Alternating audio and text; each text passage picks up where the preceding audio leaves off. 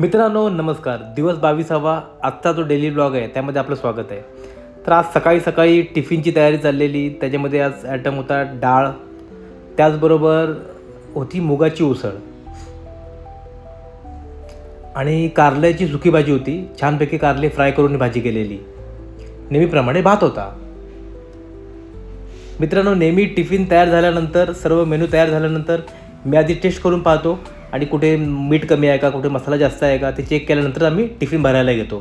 त्याचबरोबर होत्या चपात्या, त्या रेडी झाल्या आणि टिफिन गेल्या. चला आता आपण जाऊया पिझ्झेरियाला. पाहूया आज पिझ्झेरियाला कोण कस्टमर्स आहेत का, त्यांच्या काय काय ऑर्डर्स बनतात त्या. आणि जसाच मी पिझ्झेरियाला आलो तर पाहिलं एका ग्रुपची ऑर्डर्स चालू होत्या. त्यांनी सुरुवातीला ऑर्डर केलं मंचाव सूप, त्याबरोबर हे ड्राय नूडल्स आहेत. त्याचबरोबर त्यांची ऑर्डर होती एक schezwan noodles, 2 half schezwan नूडल्सची order होती आणि त्याच्याबरोबर ही सेजवन चटणी होती.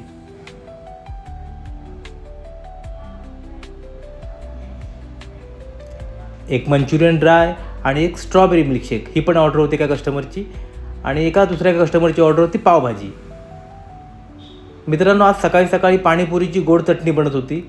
त्यामध्ये आपण गूळ टाकतो, खजूर टाकतो.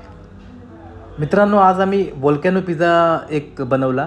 त्याची रेसिपी मी यूट्यूबला डिटेल शेअर केलेली आहे. तो व्लॉग तुम्ही नक्की बघा.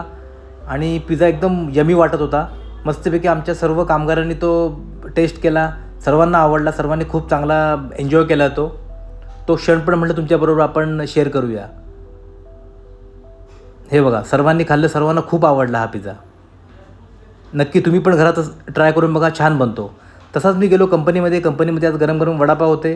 तर चला म्हटलं घरी आज गरम गरम वडापाव, चटणी आणि मिरची घेऊया. छानपैकी पॅक केले आणि घरी घेतले. तिकडून आलो मी पिझ्झेरियाला निघण्यासाठी. तर काय पाहिलं तर भोलाचा तिकडे काही नवीनच चालू आहे.